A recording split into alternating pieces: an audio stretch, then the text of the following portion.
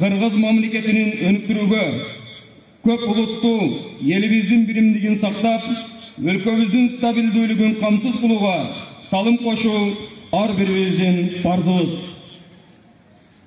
Кыргыз элинин эрктүү, кайраттуу жигит кыздары менен биз күчтүү мамлекетти кура алабыз деп ишенемин. Баарыңыздарга бекем ден соолук, тынчтык, ар бирибизге кут береке жана өлкөбүздүн өнүгүүсүн каалаймын. Ылайым эле ак калпагыбыз башыбыздан түшпөй, туубуз бийик желбиреп, асманыбыз ачык болуп, элибиз аман болуп, жерибиз бүтүн болсун. Азыркы куттуктоо үчүн сөз Сүлүктүү шаарынын мэри Кадыркулов Максат Турганалиевичке берилет. Урматтуу Сүлүк шаарынын тургундары жана коноктору.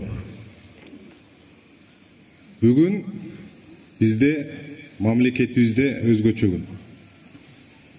Туура 30 жыл мурун мына бүгүнкү күнү биздин байрагыбыз, биздин туубуз, биздин символикабыз мамлекетибизге бекип, мына ушул